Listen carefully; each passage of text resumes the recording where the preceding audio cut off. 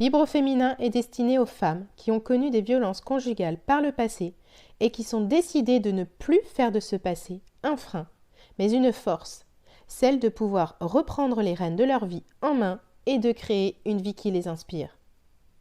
Bienvenue dans ce 5e épisode de Libre féminin. Les violences conjugales, quelles sont-elles ? Une femme sur 10 serait victime de violences conjugales.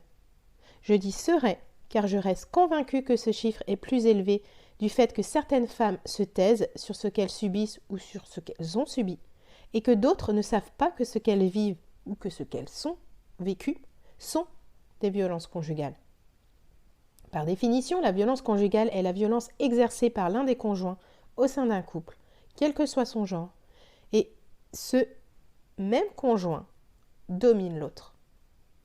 Je précise que les violences conjugales infligées par l'un ou l'autre des partenaires sont à différencier des conflits qu'il peut exister dans un couple.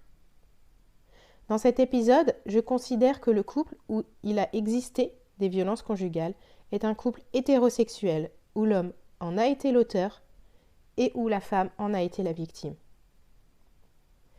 Et selon moi, il n'existe pas une seule forme de violence.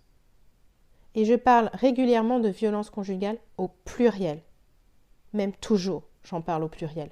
Puisque dans la majorité des situations, la femme est victime de plusieurs formes de violence. Existe donc le terme femme battue. Il ne se passe pour autant pas une semaine sans que j'entende ce terme.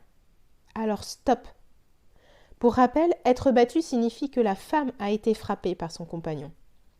Et vous êtes bien placés, mesdames, pour savoir que ce que vous avez reçu, ce ne sont pas que des coups. Vous avez parfois reçu des coups, mais aussi probablement des critiques, des insultes, parfois même des menaces de mort. Vos pneus ont été crevés, votre téléphone mis sur écoute, votre trajet travail-domicile chronométré, ou encore votre corps a été soumis au désir de monsieur. Peut-on encore parler de femmes battues après l'évocation de ces exemples ? La violence subie par ces femmes n'est pas que physique. Elles subissent également d'autres formes de violence, psychologiques, sexuelles, morales, administratives, financières. Reprenons une à une ces différentes formes de violence. La violence physique, elle se voit. Monsieur vous frappe avec ses mains ou autres objets. Monsieur vous a frappé avec ses mains ou autres objets, voire vous a brûlé ou étranglé. Votre corps a été marqué par des coups, par des bleus, des ecchymoses. Il est devenu au fil du temps un amas de douleurs. Maux de dos, douleurs au ventre, douleurs aux membres, douleurs chroniques, des traumatismes physiques plus ou moins graves. Votre corps a subi de trop nombreux coups. Une des conséquences est que votre image a détérioré. Vous avez dû vous cacher parfois derrière une tonne de fond de teint pour cacher les traces qui avaient été laissées sur votre visage. Ou encore, vous avez dû porter un foulard pour cacher les traces de strangulation. Votre corps finalement ne vous appartenait plus. Il lui appartenait. Et vous avez de plus en plus peut-être difficulté à prendre soin de votre corps, de ce corps qui se fatigue, qui s'amoindrit, et qui pourtant vous maintient bel et bien en vie. La violence psychologique. C'est une forme de violence plus difficile à déceler. C'est une violence plus subtile car elle ne se voit pas. D'autant plus difficile à déceler que monsieur peut paraître pour le gentil à l'extérieur, le gentil mari, le bon papa, le super collègue de travail ou encore le fils rêvé de sa mère. Alors qu'au domicile, il passe du tout au tout. Il peut vous faire du chantage. Ne te maquille pas pour aller au travail. Ne porte pas de jupe. Si tu mets plus de 20 minutes à revenir de l'école, tu vas voir. Vous ne savez plus sur quel pied danser. Et vous avez vécu sous cette pression qui est psychologiquement compliquée à gérer. Parce qu'il a pu aussi aller jusqu'à vous dire qu'il allait se suicider si vous le quittiez. Monsieur, en fait, se considérait comme la victime. Et vous, la coupable de cette situation. Et vous y avez cru. Et peut-être que vous y croyez toujours. C'est pourtant faux. Monsieur en est le responsable. Vous en êtes la victime. Monsieur vous a manipulé, L'emprise qu'il avait sur vous était forte, et cette emprise est difficile à effacer une fois que vous l'avez quitté. D'autant plus lorsque vous avez l'impression de ne pas être cru. Vous pouvez vous sentir seul et démuni face à ce qui actuellement vous semble être un nouveau défi, de profiter pleinement de cette liberté retrouvée. La violence sexuelle, elle est très répandue, bien plus qu'on ne le pense. Monsieur en fait a des désirs. Il peut vous avoir réveillé en pleine nuit pour avoir une relation sexuelle. Il peut vous avoir demandé de porter des tenues sexy. Il peut vous avoir demandé de pratiquer l'échangisme ou de vous prostituer. Il vous a en fait obligé à assouvir ses désirs même lorsque vous n'en étiez pas d'accord. Une relation sexuelle, c'est à noter, une relation sexuelle non consentie est un viol. Et le viol entre époux, entre conjoints, existe. Et le devoir conjugal, en fait, il n'existe pas. Mais vous avez été contrainte d'accepter ces désirs pour éviter qu'une énième crise de violence ne subvienne. Et ces violences sexuelles, elles laissent des traces. L'image de votre corps peut aujourd'hui vous dégoûter.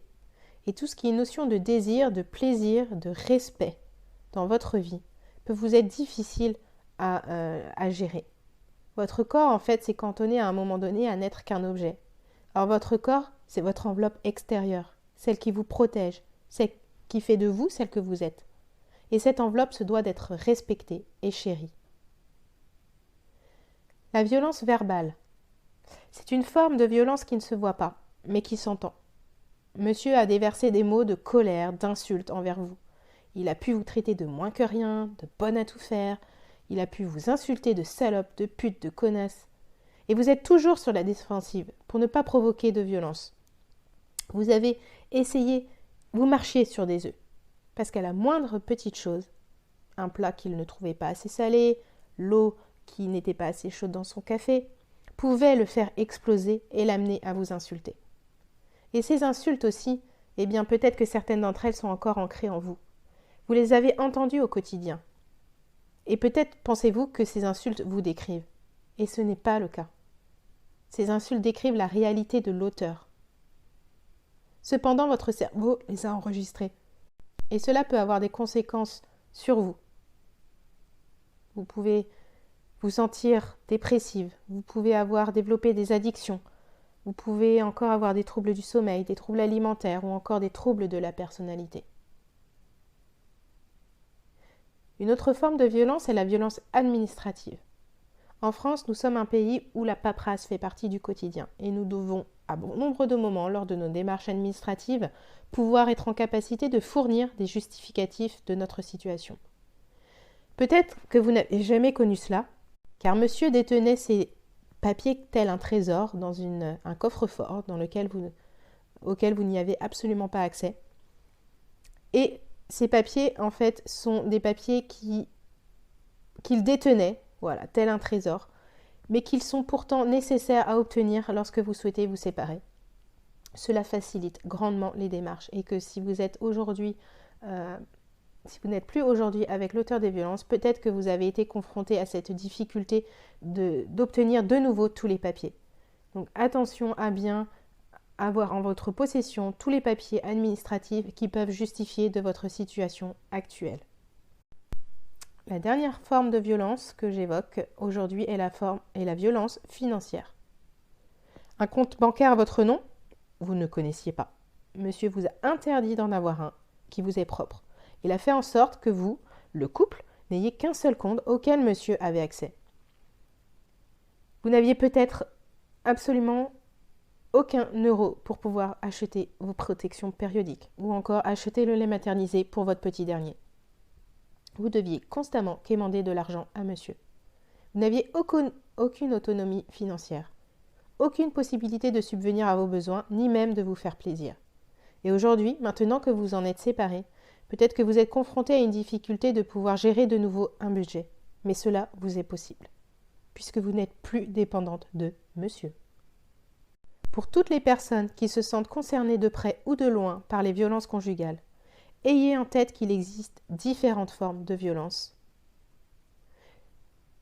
En ayant en tête qu'il existe différentes formes de violence, ça vous permet de porter un autre regard sur ce que vous vivez sur ce que vous avez vécu ou sur ce que peut vivre l'une des femmes de votre entourage.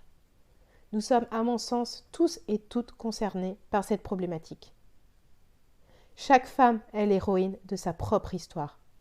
Et toi, quelle histoire décides-tu d'écrire à partir d'aujourd'hui ?